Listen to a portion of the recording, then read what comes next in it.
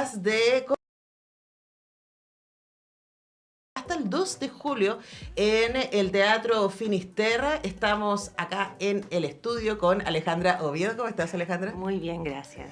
Y estoy particularmente feliz de tener a Felipe Cepeda acá al lado mío, porque lo he entrevistado tanto por Zoom. Sí, verdad. Muchas gracias. Usted creo que te he entrevistado por casi todas las obras que has hecho en los últimos puede años. Puede ser, pero ya había venido acá a Radio Universidad de Chile también. Sí, pues sí, pero han pasado un par de años de Zoom mismo. Y cosas así. No, y después como que nosotros igual nos quedamos como en modo Zoom un rato, lo que está bueno porque nos permite conversar con gente que está fuera de Santiago, que no está en condiciones de poder venir a la radio por distintas razones, pero no hay nada como poder encontrarse, y eso también tiene que ver con el teatro, ¿eh? No hay nada como la experiencia única de lo que sucede en sala, y esta sensación de que uno está en comunión, ¿no? Y le están pasando a todos cosas, y a ustedes también. Cada vez que están poniendo ahí en tabla una obra. En este caso, Como si pasara un tren, de la dramaturga argentina Lorena Romanín, dirigida por Bárbara Ruiz Tagle, y voy a hacer aquí un resumen, ¿no? Básicamente lo que conocemos, todo sucede al interior de una casa donde está esta mujer grande, una mujer que es Anna Reeves, una profesora además muy energética, muy estricta, Sí. muy estricta, y que tiene al cuidado a su hijo, que no sabemos exactamente cuántos años tiene, además porque... No, yo diría que sí es un adulto igual, hay un retraso ahí madurativo en él. Pero es un amor, sí. Es un amor ese cabro. No sabemos cuánto, pero es muy fácil quererlo él. Y a esta lógica familiar llega la prima, una prima que ya está justo en el traspaso de ser adulta, ¿no? Es como está en la última etapa de la adolescencia, pero que fue mandada por su mamá castigada a la casa de su tía en provincia, ¿no? A ver si enmendaba el camino. Esa es más o menos la escena. Y la llegada de esta prima un poco como que de alguna manera evidencia las lógicas al interior de este hogar, y también puede desafiar, en el mejor sentido de la palabra, a estos personajes. Preguntarte primero, Alejandra, por ¿qué fue lo que te apeló de esta obra que quisiste sumarte? Así, sinceramente, tiene que ver con el grupo humano. Yo había razón. Sí. Yo había trabajado con la Bárbara hace 4 años atrás, con Mi hijo camina solo un poco más lento, y habíamos tenido una comunión o un encuentro entre las dos muy fuerte. Entonces, cuando me llamó nuevamente, yo quería volver a trabajar con ella, sí o sí. Y además me contó que el personaje de Juan Ignacio lo iba a hacer Felipe, que es un gran amigo mío. Y además estaba la Anita, que yo ya había trabajado con ella en una obra anteriormente, entonces el grupo me sedujo demasiado. Sí, me parece muy bien. Yo debo decir, aquí confieso, Felipe probablemente lo sabe, yo fui a ver a Felipe porque en mi opinión es uno de los mejores actores de su generación. Y aquí viene mi pregunta, ¿no? Tú vienes de hacer, y estábamos hablando fuera del micrófono, obras muy densas. Sí. Sí. Obras generalmente, muy, sí. muy políticas, yo me acuerdo cuando vimos Diablo, después yo te decía, Felipe, bajas 3 kilos haciendo un monólogo, sudá, y un monólogo muy político, muy denso, tremendo, ojalá remonten pronto. Se vienen cositas por ahí. Perfecto. Y pasar de ese tono, que es muy político, muy in your face, a esto que es una dulzura. Y no quiero que sea una dulzura que piensen que es una obra naïve, no lo es. Es una obra muy accesible, es muy dulce, pero también es una obra que apela a básicamente cómo nos vinculamos, ¿no? Entonces, preguntarte para ti cómo ese cambio de tono, cómo ha sido esa experiencia. Sí, sabes que fue bien particular, porque al momento que la Bárbara me invita al trabajo, bueno, yo también encantado de trabajar con la Ale, habíamos trabajado ya el otro día, sacábamos la cuenta más o menos en 4 horas de teatro juntos, y trabajar con la Anita también ha sido un lujo, pero me enfrenté a mi infancia un poco, ¿no? Como que la Bárbara empezó a hincar el diente ahí, ¿no? Como de qué manera poder empezar a construir este personaje desde algunos recuerdos que yo más o menos tenía borrados desde niño. Empecé a buscar fotos por ahí, conductas, gestos, frases que hacía con mi mamá, con mi familia. Y fue un desafío, en verdad, porque ella me hizo tocar otras teclas de la actuación también. Me llevó a espacios mucho más tranquilos, igual sigo sudando, ¿no? Igual hay un sudor que es constante. Porque no se queda quieto. Claro, no se queda quieto, pero igual está mucho más tranquilo y a nivel emocional es un volcancito que está adentro ahí a punto de estallar, sobre todo después de la llegada de esta prima, que desencadena un poco estos deseos que Juan Ignacio tenía y los viene a poner sobre la mesa. Entonces, fue un trabajo muy, muy interesante también desde el cuerpo. Pero sin tampoco grandes referencias. La Bárbara nos pidió que trabajáramos desde nosotros mismos y no buscar la copia de la película o tampoco meternos tanto a investigar sobre qué tipo de trastorno puede tener el personaje, sino que encontrar mi propio trastorno como actor. Ahora, una pregunta para ambos, ¿no? Trabajar con Anita Reeves. No. No, es lo máximo. Es muy generosa la Anita. Entonces eso te permite aprender mucho porque ella está siempre contando su experiencia y cómo ella resuelve las cosas. Entonces uno aprende.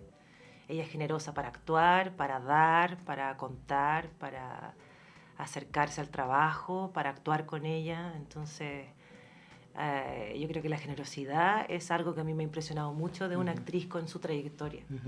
Que creo que no todas son así. Me ha tocado, no voy a decir nombres, pero es distinto. No es necesario. No es necesario, es distinto. Ella es muy... se pone en el mismo lugar que todos y todas. Se entrega igual que todos y todas. Entonces es bien conmovedor cómo ella se enfrenta al trabajo. Me ha enseñado mucho. Sí, yo le decía otra vez a la Anita que actuar con un patrimonio del teatro un poco, ¿sí? Sí, sin duda. Entonces siempre tiene una palabra, siempre tiene algo que decir. A mí me fascinaba llegar a los ensayos y que llegaba con una energía de también, más allá de querer enfrentarnos a la obra y de querer trabajar y ensayar la escena, también quería conversar, ¿cachai? Entonces eso me parecía que era muy atractivo, contar su experiencia, hablar sobre lo que estaba haciendo, porque aparte ella es decana del UNIAC, entonces también se relaciona a las escuelas de teatro. Nosotros también con Alejandra también hacemos clases. Entonces también conversamos también sobre los estudiantes, la estrategia. Y trabaja, pero trabaja más que cualquiera de nosotros. Lo sé, me la he encontrado en la academia también de arte. Claro, de Bellas Artes. Sí, está ahí muy metida. Y yo me acordaba cuando la veía que hace años atrás en el Festival de Cine de Mujeres que yo dirigía entonces hicimos para el catálogo una serie de fotos de desnudos de actrices.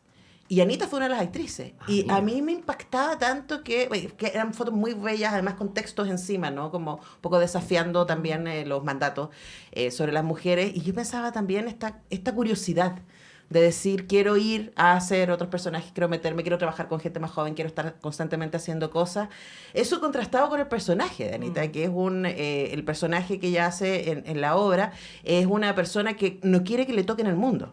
Exacto. O sea, ella de alguna manera, y no de una manera perversa, pero uno la puede entender, no quiere que su hijo crezca, tampoco. Porque este mundo que ella tiene armado está bastante bien armado.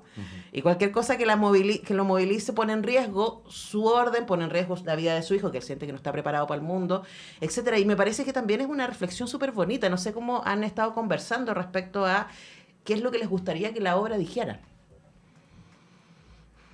O las invitaciones. Yo sé que las obras siempre como que son vividas de manera distinta por cada espectador o espectadora. Sí, yo creo que...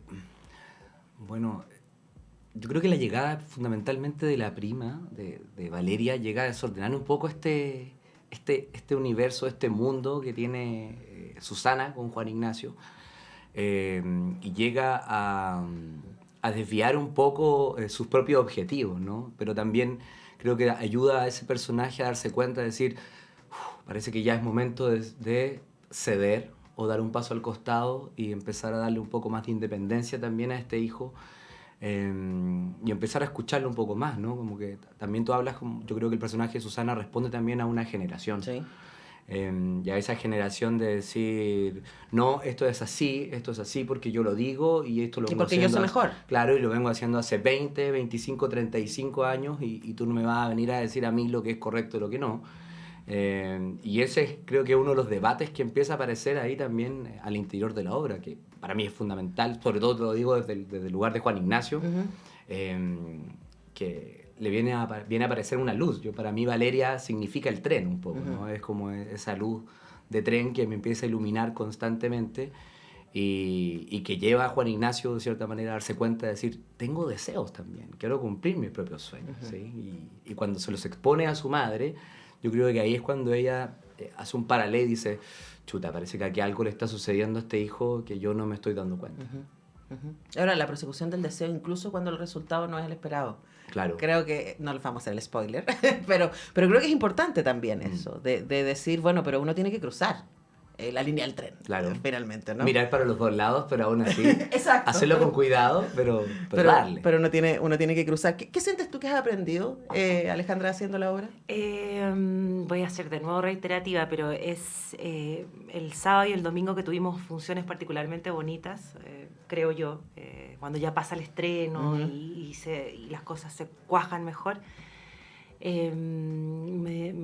Algunas personas me dijeron que era realmente entrañable ver cómo personas en escena se querían y se afectaban desde los sentimientos.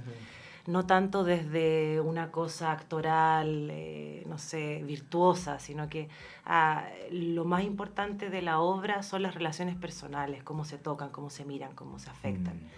Y creo que para mí ha sido un aprendizaje de construir y trabajar desde el afecto como parte fundamental y primera.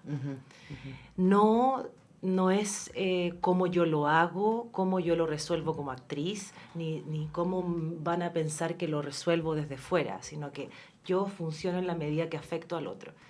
Y eso es una forma de construir el teatro que no es tan común.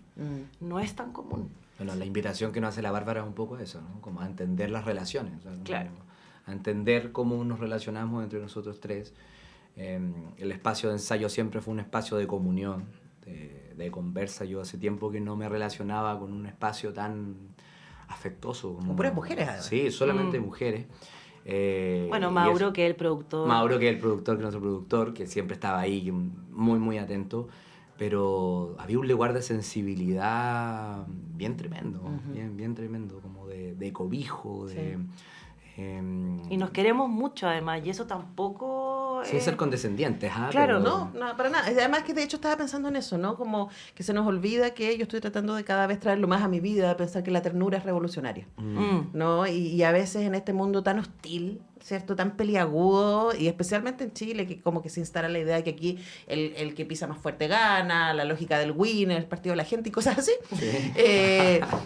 Aparece, de repente se nos olvida que construyendo desde el amor, aunque sea más lento, aunque parezca un poco inocentón, aunque puedan decirte nada, pero finalmente igual se llega más lejos, Exacto. se llega más profundo también, ¿no? Así es como tiene mayor trascendencia en todos los sentidos. Estamos conversando con Felipe Cepeda y Alejandra Oviedo, quienes junto a Ana Reeves protagonizan en la obra Como si pasara un tren, que está en el Finisterra, en el Teatro Finisterra, hasta el 2 de julio, jueves a sábado a las 20:30 horas, los domingos a las 19 horas, y tienen entonces la posibilidad de ver que queda entonces 3 fines de semana, si no estoy. Sí, nos quedan 3 fines de semana porque nosotros decimos que estamos volviendo un poco a las temporadas más largas, son 16 funciones. Que corresponde. Sí, Yo siempre corresponde, pienso, ¿no? o sea, como Tampoco son Volvamos largas. un poco. todo lo que trabajan en una obra para estar Imagínate. 6 funciones. A mí o sea, me mata. O sea, Sí. me mata a mí, no me imagino usted.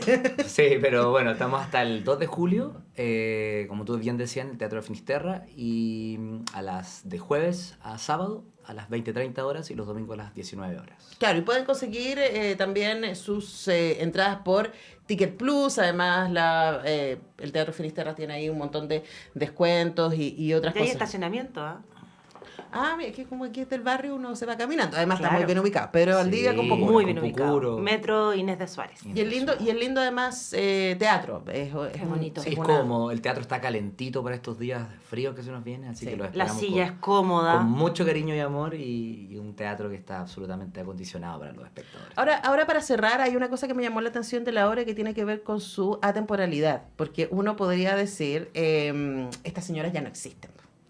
pero es una señora de provincia. Exacto. Y además, yo insisto, a veces uno le pasa, y si no, veamos lo que nos pasó con las elecciones, ¿no?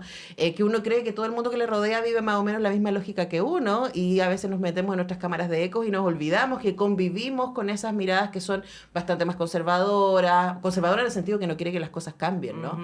Y excepto por una referencia pop que está muy presente en la obra, que sitúa la televisión en los principios de los 90, el resto uno diría, esto podría pasar hoy día, ¿no? Y preguntarles también respecto a eso, ¿por qué Cómo si pasara en tren les parece que es una obra contingente para el Chile de hoy día? Yo creo que es una obra que sin duda, lo que te decía anteriormente, mezcla estas generaciones un poco y coloca también en el péndulo un poco a Juan Ignacio, que muchas veces dentro de la generación de Anita o del personaje de Susana, ese personaje que esas generaciones a veces escondían o no querían ver. Uh-huh. Y aparece este otro personaje que entra a decirle: tía, las cosas afuera están cambiando, afuera hay un sol tremendo, Juan Ignacio perfectamente podría tomar un tren y no le va a suceder absolutamente nada. Yo creo que es una obra que entra en comunión y entra en diálogo. Y hay una cosa que ha sido bien maravillosa que ha ocurrido últimamente en estas 4 últimas funciones, que había una mezcla generacional también en el espectador. ¿Sí? Que es como, viene generación también a ver a la Anita, viene una generación que también va a ver a la Ale, gente que me va a ver a mí, que es de distintos rangos etarios, y creo que eso ayuda a que una obra que entre en diálogo, sobre todo con el espectador y con estas nuevas generaciones. Era lo que hablábamos también, que es una obra de un rango etario o de una posibilidad de que lo vea mucha gente. No es esta como obra de nicho. Y eso es muy interesante. Puede ir cualquier persona. No, y de hecho también es eso, ¿no? Necesitamos ese diálogo intergeneracional, ese diálogo con gente que piensa distinto a nosotros y, como tú dices, pensarlos desde el afecto, en la lógica del que los afectos afectan, pero primero tenemos que vincularnos y mirar al otro honestamente y decirle: ya te cacho de dónde estáis hablando, ¿no? Exacto. Y ahí recién podemos empezar a hacer el diálogo. Por eso les dejamos invitados, de verdad. Yo salí así como con el corazón calentito, de ver Cómo si pasara un tren, así que se las dejamos muy, muy recomendadas hasta el 2 de julio, pero apúrense, traten de ir prontito, vale mucho la pena ir a darse una vuelta ahí al Teatro Finisterra. Jueves a sábado a las 20:30 horas y domingo a las 19 horas. Alejandra Oviedo, Felipe Cepeda, muchas gracias a los dos. Gracias a ti y a ustedes. Gracias por la invitación. A todas. Nosotros vamos a la música, a la pausa y ya regresamos.